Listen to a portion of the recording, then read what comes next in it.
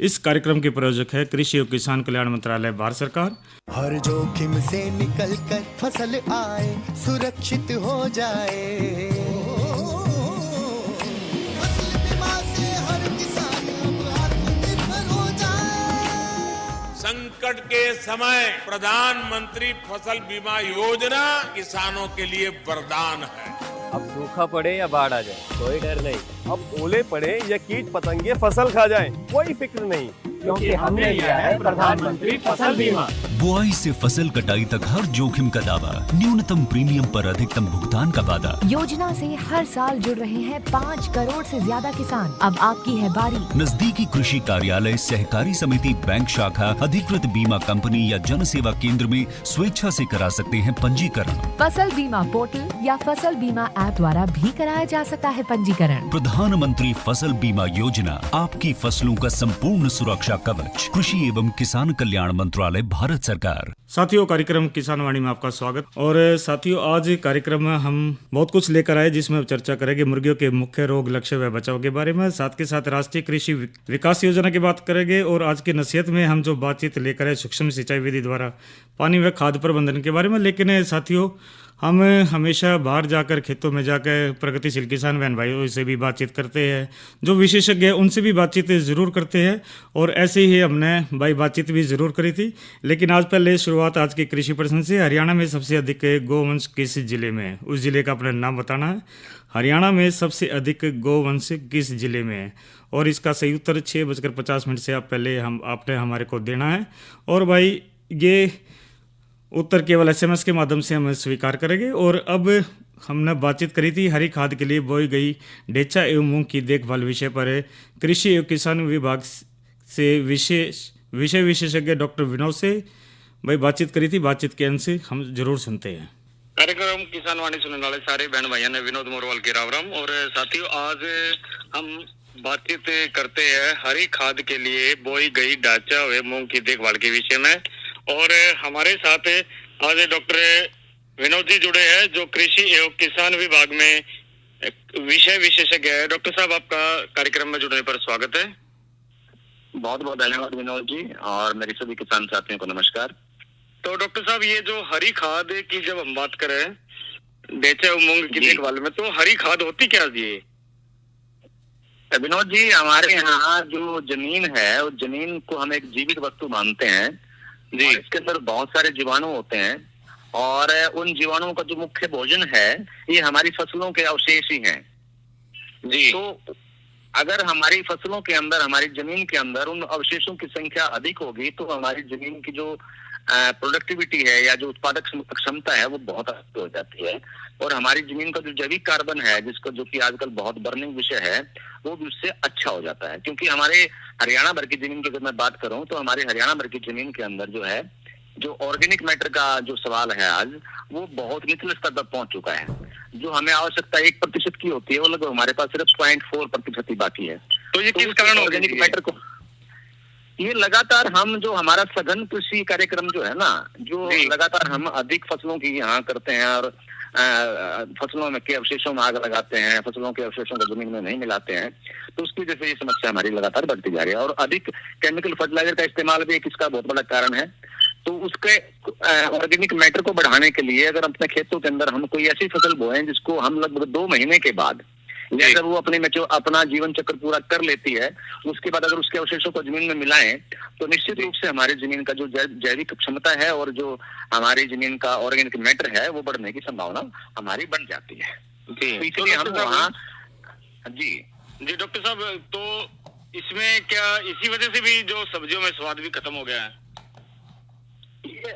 बिल्कुल, ये आपने बहुत अच्छा प्रश्न किया है आज के संदर्भ में। और क्योंकि हम लगातार, हमने जो प्राकृतिक हमारे तरीके थे, उन तरीकों को हमने छोड़ दिया है, और हम कंप्लीट रूप से पूर्ण रूप से रसायनों पर चले गए हैं जी। तो रसायनों पर अधिक इस्तेमाल करने से हमारी जमीन की जो उर्वरा शक्ति है, वो लगातार कम होती जा रही है। और इसीलिए आप देख रहे हो कि हमारे भोजन में, हमारी सब्जियों में, हमारे फलों में किसी प्रकार का कोई स्वाद आज बाकी नहीं रहा है। हम सिर्फ पेट भरने के लिए खा रहे हैं, उसमें किसी प्रकार का कोई न्यूट्रिशन बाकी नहीं है। और अभी तो एक लेटेस्ट खबर भी आई थी कि हमारे जितने भी अनाज हैं, उन अनाजों के अंदर भी प्रोटीन की क्षमता मात्रा बहुत कम हो गई है ना। कार्बोहाइड्रेट्स की मात्रा बहुत कम हो गई है। तो ये एक कारण है कि जो हम लगातार अपने फसलों के अंदर अधिक केमिकल डाल रहे हैं, उससे हमारे जो जैविक कार्बन की जो मात्रा है वो बहुत घट गई है। और उस जैविक मात्रा की पूर्ति के लिए हम इन हरी खादों को अपने खेतों में बिजाई करते हैं।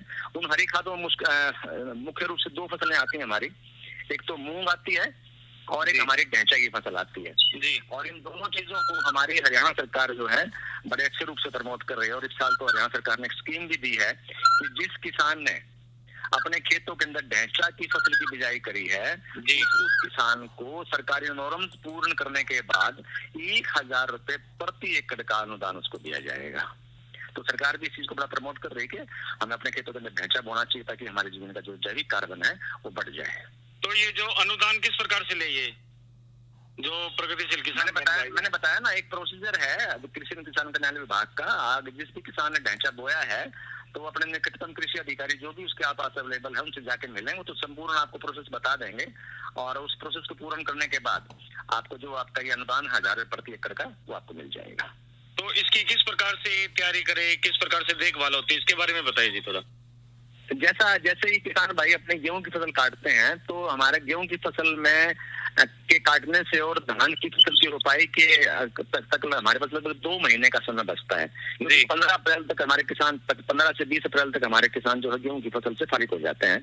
तो 20 अप्रैल से लेके और लगभग 20 जून तक हमारे पास 2 महीनों की विंडो खाली होती है। तो उस खाली विंडो का इस्तेमाल करने के लिए किसान भाई वहाँ ऐसी फसलें बो सकते हैं जो शॉर्ट ड्यूरेशन किस्म है, जिसमें मुख्यतः 2 ही फसलें हैं हमारे पास, एक मूंग है और एक ढैंचा है।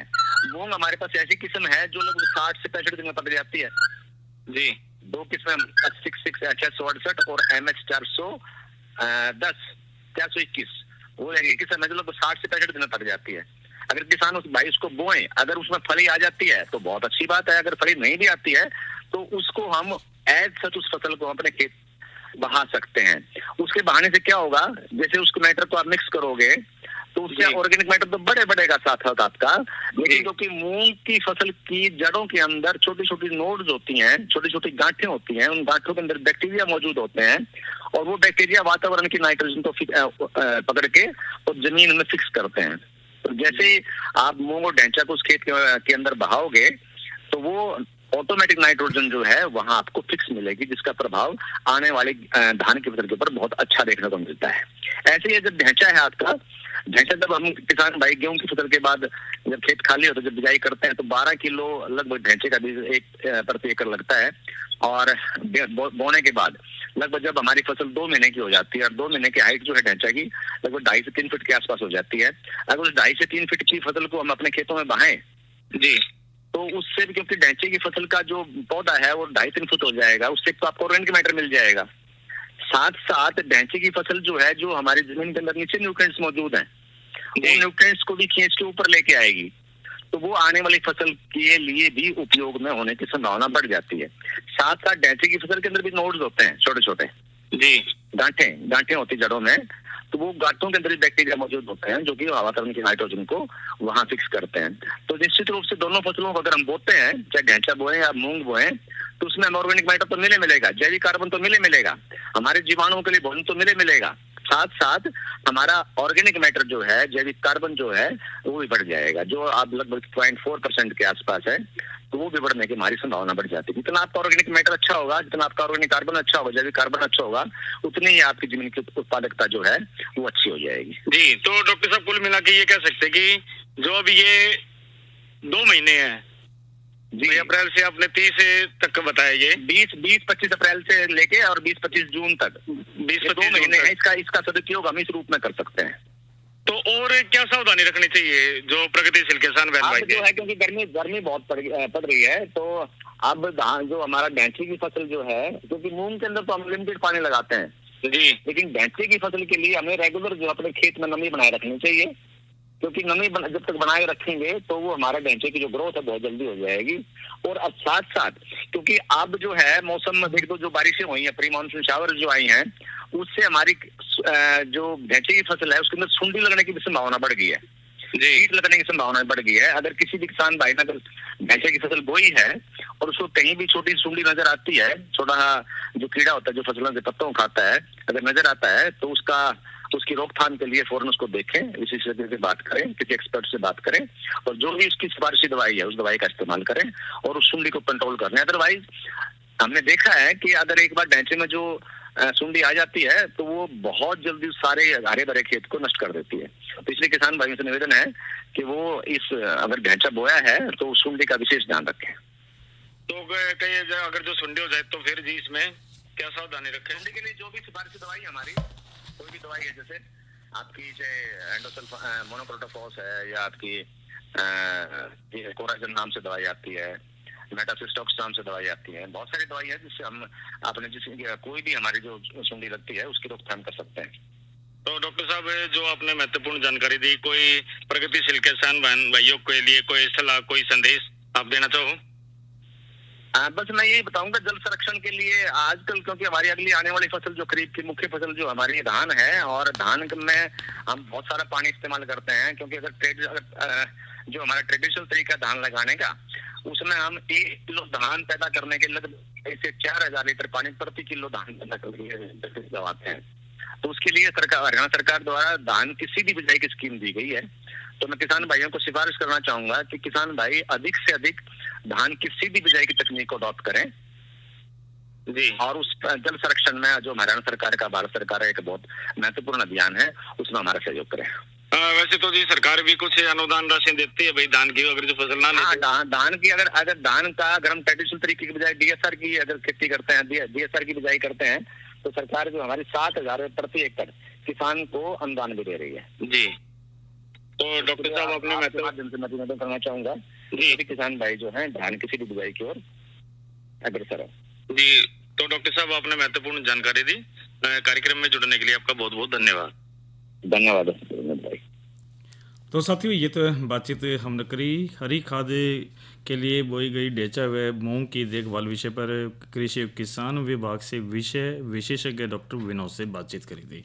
और अब साथियों, जो अगली जो हमारी जो चर्चा कर लेते हैं मुर्गियों के मुख्य रोग व लक्षणों के बचाव के बारे में, क्योंकि साथियों देखो, कोई भी चीज़ हो तो सहायक धंधे तो बहुत ज़रूरी चाहिए। और जब मुर्गी पालन की बात करते हैं तो भाई रानीखेत मुर्गियों में होने वाला एक भयंकर संक्रामक बीमारी से जिसने आरडी भी बोल देते हैं, और भाई पैरामेक्सिको विषाणु द्वारा होती है तथा विश्व भर में पाई जाती है, और भारत समेत दूसरे देशों में भी इस बीमारी को न्यूकैसल बीमारी के नाम से भी जाना था। और ये विषाणु मुर्गी को विभिन्न प्रजातियों में भयंकर बीमारी पैदा करता है और मुर्गियों के तंत्रिका तंत्र श्वसन तंत्र में विकार पैदा इसमें करता है। तो भाई इस बीमारी के जो लक्षण की बात करते हैं तो सांस लेने में कठिनाई होती है, प्रभावी मुर्गियों की आंखें सूज जाना और मुर्गी की गर्दन एक तरफ मुड़ जाना, समझ लो भाइयों रोग लाग लिया है।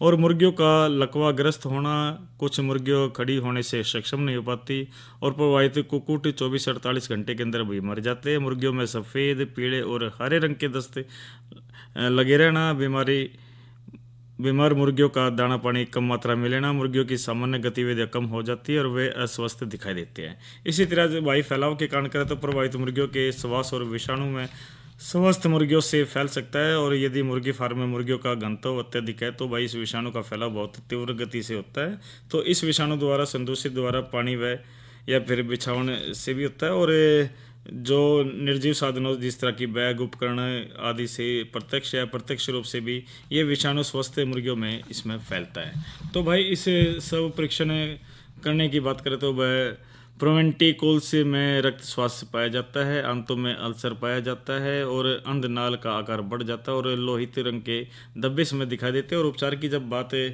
करें तो भाई इसमें मुर्गियों को आरडीएफ का टिक्का घोल बनाकर एक एक बूंद आँख तथा नाक में डालना चाहिए।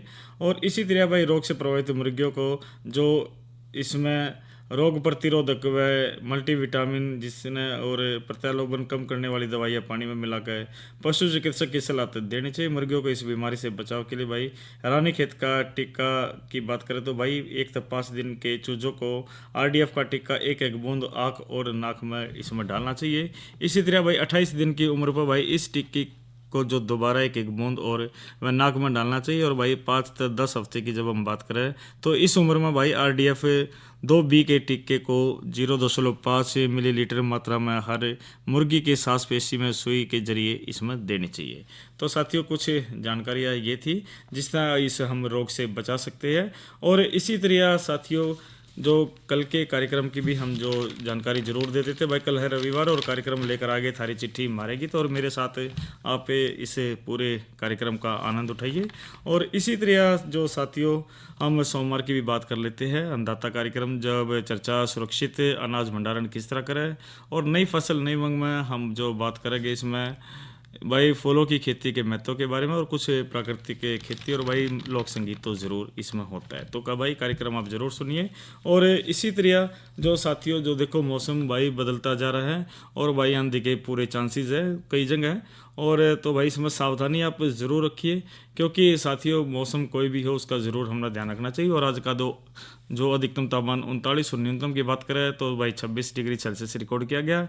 इसी तरह तो भाई आने वाले 24 घंटे की बात करते हैं 39 और न्यूनतम की बात करते हैं 28 डिग्री सेल्सियस रहने की इसमें संभावना है। और इसी तरह जो भाई बागों में सूक्ष्म सिंचाई विधि की भी जब बात करें तो साथियों बागों का आप विशेष तौर पर ध्यान इसमें रखिए क्योंकि साथियों फसल कोई भी हो उसमें आपको भाई ध्यान रखना पड़ेगा। और बागों में सूक्ष्म सिंचाई प्रणाली के जो पानी की जब बात करते हैं भाई किन्नू की जो फसल में किसान अपनी आमदनी बढ़ा सकते हैं। और इसी तरह साथियों जब हम बात करें तो इसमें जो महत्वपूर्ण जो बातचीत कर रहे थे भाई इसमें तो ध्यान रखा है पानी का और साफ़ सफाई का अच्छी तरह रखा है। और भाई कुछ जो फले पके हुए भाई उनको तोड़कर बाज़ार में बेच सकते हैं। तो कुल मिला कर क्या होता है भाई इसमें जो कटाई छटाई भी ज़रूरी है और देख रेख करके हम बागों से ज़्यादा इसमें लाभ ले सकें क्योंकि सूक्ष्म सिंचाई ते ही भाई जो प्रणाली है इससे भाई बेहतर रहते हैं। और किन्नू की फसल से किसान अपनी आमदनी बढ़ा सकते हैं। किन्नू नींबू वर्गीय परिवार से संबंध रखता है और ये विश्व भर में प्रसिद्ध फलों में से एक है।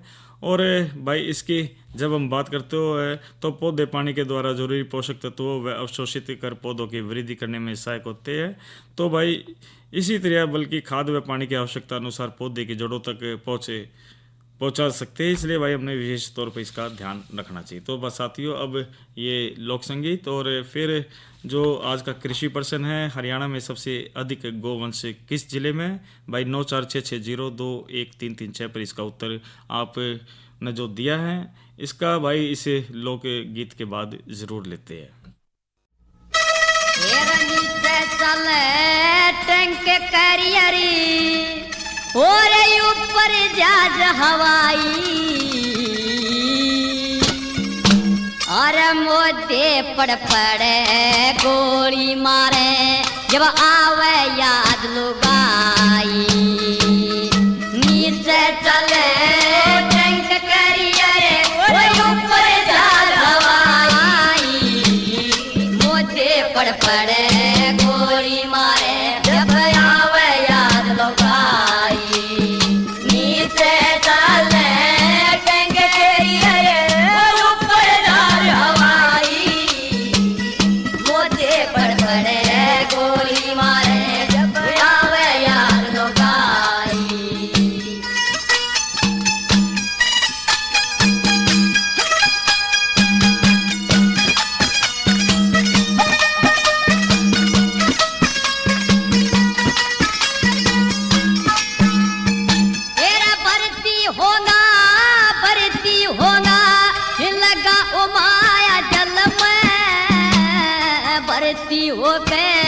भेज दिया मैं पहुंचा था 10 दिन में वो 6 महीने में काल होया परी पास होया एक क्षण में 29 तारीख 11वां महीना है 41 के सन में तेरा रंग रोटी की छुट्टी आया रंग रोटी की वो छुट्टी आया मेरी घरा बहू न पाई मोते पड़ पड़े गोली मारे आवे याद लुगाई तेरा नीचे चले टंगरियरे ऊपर जहाज हवाई मोते पड़ पड़े गोली मारे जब आवे याद लुगाई तेरा मोते पड़ पड़े गोली मारे जब आवे याद लुगाई।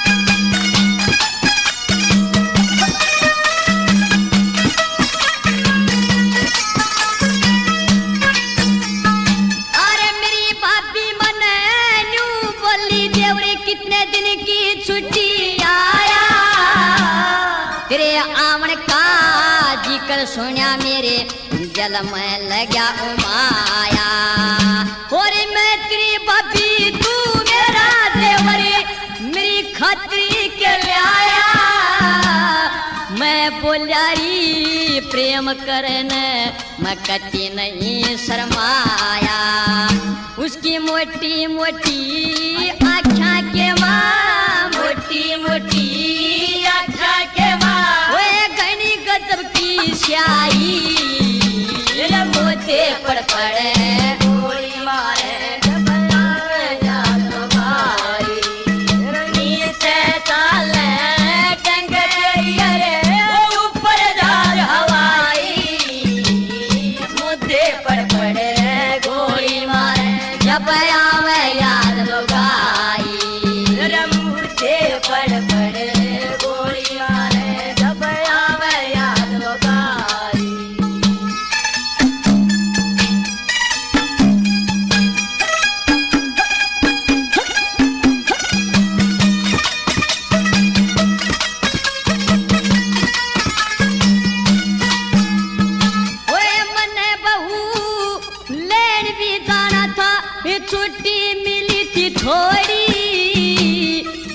लकड़ाया जब पीड़ी पटी मन बलड़ी जोड़ी ओए आगे जा मेरी सास लड़ी तकदीर राम ने फोड़ी बागा आड़ा करे सवारी या बिना उलंगी घोड़ी फिर बहू ने छोड़ के भर्ती हो गया बहू ने छोड़ के भर्ती हो गया मारा बेकूफ जमाई मोते पड़ पड़े गोली तले जब आवे याद लुगाई नीचे चले टंगरी और ऊपर जाल हवाई मोते पड़ पड़े गोली मारे जब आवे याद लुगाई मुझे पड़ पड़े गोली मारे जब आवे याद लुगाई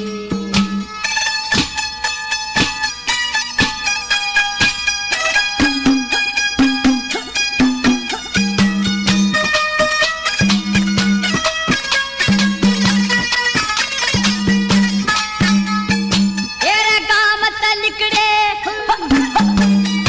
और गाँव तलिकड़े पाँच छह छोरो बैठ गया बहू की धड़ में बड़ी मुश्किल से घूंघट खुलवाया हाथ मारे के कड़े में तेरा पूरा पूरा गात परी का पानी जाता दिखे धड़ में मीठी मीठी बात करे जनू कोयल बोल बड़े में तेरा मेहर संगन तंबू के माँ मेहर संगन तंबू के माँ ये कली चार बनाई मोते पड़ पड़े गोली मारे आवे याद लुगाई आवे डाल डाल सोने गिरिया कर दी बसेरा भारत देश मेरा भारत देश मेरा। तो साथियों ये मेर सिंह की हिट रागनियों में से लिया जब भाई अपने परिवार को याद करता है, जब फौजी भाई जो अंतिम क्षण होता है उसका जिक्र जरूर था और वो सारा का सारा मंजर जरूर याद आ जाता है और भाई इसको आगे हम जरूर सुनाएंगे। लेकिन साथियों जो कार्यक्रम में हमने शुरुआत में प्रश्न पूछा था हरी खाद के से पहले कि हरियाणा में सबसे अधिक गौवंश किस जिले में, इसका सही उत्तर भाई सिरसा है, सिरसा में सबसे ज़्यादा है। और भाई इसका सबसे पहले जो सही उत्तर दिया रणधीर सिंह बांगड़ मेजो देवी, और भाई ये जुगड़ी यमुनानगर से इन्होंने सही दिया। इसी तरह प्रोफेसर डॉक्टर जयसिंह खनगवाल रोहतक से भी ये सही उत्तर आया है। और भाई आप दोनों को बहुत बहुत बधाई और एक उम्मीद करते हैं भाई ऐसे ही आप भाग लेते रहे और ज्ञान को आगे बढ़ाते रहे। और अब साथियों महत्वपूर्ण जानकारी भी जरूर दे देते हैं। PIB ऐप है, इसमें घर बैठे आप सारी जानकारियाँ ले सकते हैं। और इसी तरह साथियों किसान कॉल सेंटर 1551 आप ये फ्री निःशुल्क नंबर है और आप महत्वपूर्ण जानकारियाँ कृषि से संबंधित इस पर ले सकते हैं। और भाई जब बात एक और चर्चा ज़रूर कर लेते हैं राष्ट्रीय कृषि विकास योजना, क्योंकि भाई इसने भाई कति झंडे गाड़ रखे हैं और भाई प्रगतिशील किसान बहन भाइयों के लिए भाई बिल्कुल वरदान साबित जरूर हो रही है। और जिस तरह भाई RKVI भी कहा जाता है और केंद्र सरकार की योजना से जो भारत में कृषि क्षेत्र के विकास को बढ़ावा देती है। इसका मुख्य उद्देश्य कृषि और संबद्ध क्षेत्रों में सतत और समावेशी विकास को सुनिश्चित करना ताकि किसानों की आय में वृद्धि हो सके। भाई महत्वपूर्ण ये जानकारियाँ और इस तरह आप हमेशा लाभ प्राप्त कर सकते हैं। अरे अरे अरे क्या कर रहा है? इधर इधर इधर हम बोल रहे हैं तेरे बीजू का। उतला बोल रहा है? पक्षियों से तो हम खेत को बचा लेते हैं, पर इन घातक रसायनों से कैसे बचाएं? मतलब? देख बेटा, तू जो ये अंधाधुंध रसायन मिलाता है ना, मिट्टी की सेहत बिगड़ने लगी है। और जब माटी ही कमजोर पड़ जाएगी तो उपज कैसे सेहतमंद होगी? अरे पहले ऐसा नहीं था। पूछना अपने बड़े बुजुर्गों से, कैसे फसल लहलहाती थी, शुद्धता झलकती थी। हाँ, माटी भी तंदुरुस्त और लोग भी। अरे अब पहली वाली बात कहाँ? पर अब तो सब यही डाले हैं। सब नहीं, आज भी लाखों जागरूक किसान परंपरागत विधि से फसल उगा रहे हैं। खर्चा कम और उपज की कीमत भी बेहतर पा रहे हैं। सच है? रे बेटे एक्सपीरियंस से बता रहे हैं, धूप में बाल सफेद नहीं किए हैं। हाँ। ठीक है भाई, मैं भी आज से जैविक खेती शुरू करूंगा। माटी से प्रेम की परंपरा है, परंपरागत खेती। तो साथियों, कार्यक्रम के आज के इस अंक में इतना ही। अपने साथी विनोद मोरवाल को दीजिए इजाजत। अच्छा बहनों और भाइयों, राम राम। और इस कार्यक्रम के प्रायोजक थे कृषि एवं किसान कल्याण मंत्रालय, भारत सरकार।